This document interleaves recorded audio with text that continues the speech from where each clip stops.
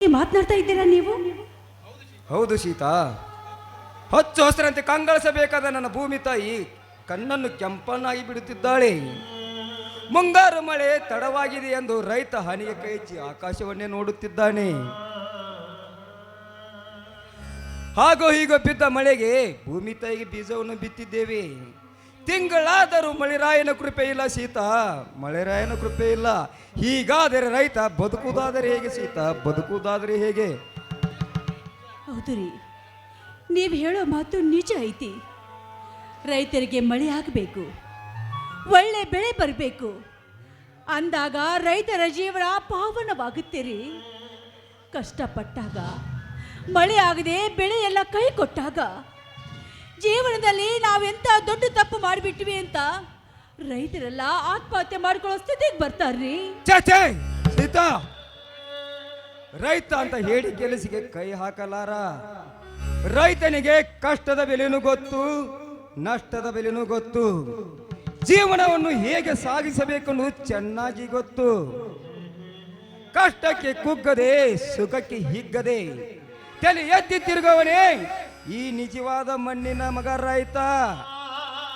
ಪ್ರತಿಯೊಂದು ಪ್ರಾಣಿ ಪಕ್ಷಿಗಳನ್ನು ಹಿಡಿದು ಮಕ್ಕಳು ಮೊಮ್ಮಕ್ಕಳಿಗೆ ಅನ್ನ ಹಾಕವನೇ ರೈತ. ಅದು ರೈತರ ದೊಡ್ಡ ಗುಣ ರೀ. ಆದ್ರ ರೈತರನ್ನ ಮೋಸಗೊಳಿಸಿ ಕೋಟ್ಯಾನುಗಟ್ಟಲೆ ಹಣ ಗಳಿಸಿದ ರಾಜಕಾರಣಿಗಳೆಲ್ಲ ರೈತರನ್ನ ತಮ್ಮ ಕೈಗೊಂಬೆ ಅಂತ ಆಟ ಆಡಿಸ್ತಾ ಇದ್ದಾರ್ರಿ. ಸೀತಾ, ರೈತ ಯಾರ ಕೈಗೊಂಬೆನೂ ಅಲ್ಲ. ಅವರು ಗಳಿಸಿದ ಕೋಟಿ ಹಣಕ್ಕೆ ಆ ರೈತನ ಮೇಟಿಯೇ ಸಾಟಿ. ಒಬ್ಬ ರೈತ ದುಡಿದು 100 ರೈತರ ಹೊಟ್ಟೆಯನ್ನು ತುಂಬಿಸಬಹುದು ವಿನಃ ಅವರು ಗಳಿಸಿದ ಕೋಟಿ ಹಣ ಒಬ್ಬ ರೈತನ ಹೊಟ್ಟೆ ತುಂಬಿಸಲಾರದು.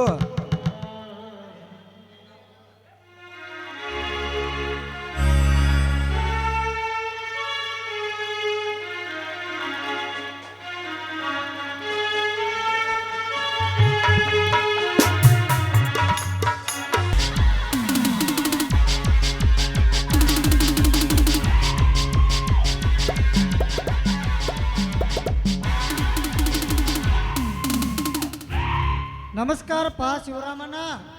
ನಮಸ್ಕಾರ ರೀ ಜಿಲ್ಲೆಯ ಸಾಹೇಬರಿಗೆ. ನಿಮ್ಮನ್ನು ನೋಡಿ ಎಷ್ಟೊಂದು ಸಂತೋಷವಾಗುತ್ತಿದೆ ಗೊತ್ತಾ?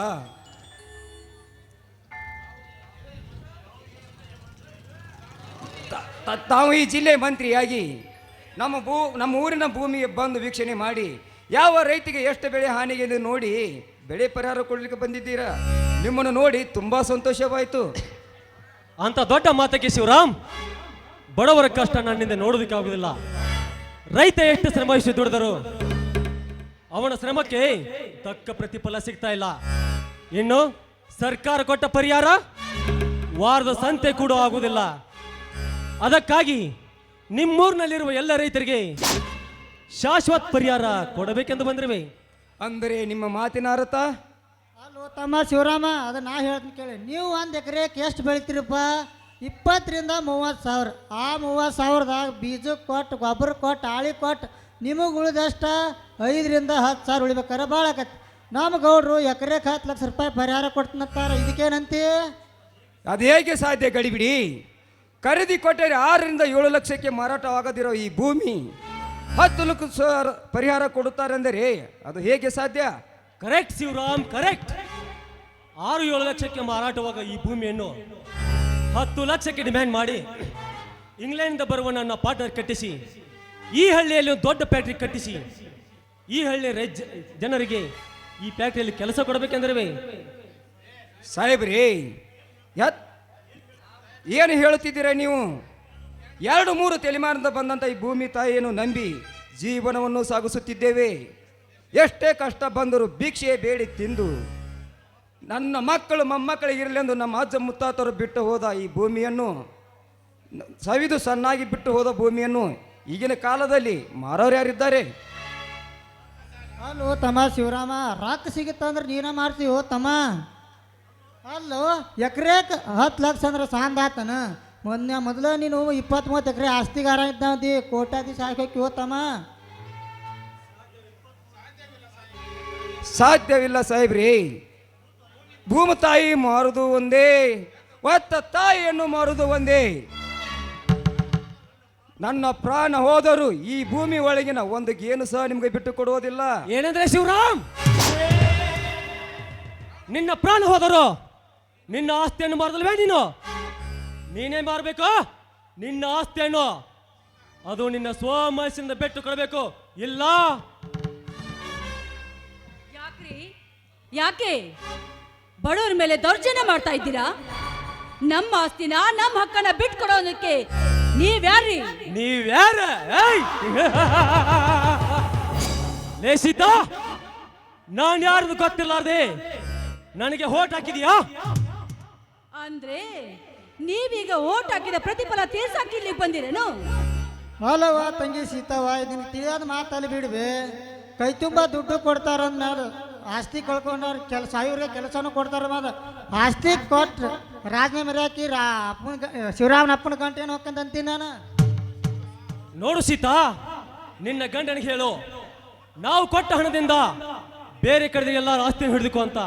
ಇಲ್ಲ, ಆಸ್ತಿಯನ್ನು ಕೊಡೋದಿಲ್ಲ ಅಂತ ಈ ಪಾಟೀಲ್ ಪ್ರತಾಪ್ ಎದುರು ಹಾಕಿಕೊಂಡರೆ ನಿಮ್ಮೊಬ್ಬೊಬ್ಬರ ಹೆಣ ಉಳಿಸಿ ಸತ್ತ ನಿನ್ನ ಗಂಡನ ಹೆಬ್ಬಟ್ಟಿನ ಸಹಿ ತೆಗೆದುಕೊಳ್ಳಬೇಕಾಗ್ತದೆ.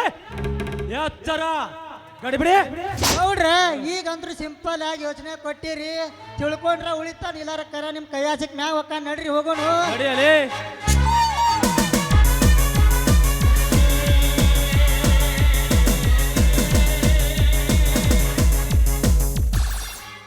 ನೋಡು ಸೀತಾ, ಎಂಥ ದೌರ್ಜನ್ಯದ ಕಾಲ ಬಂತು.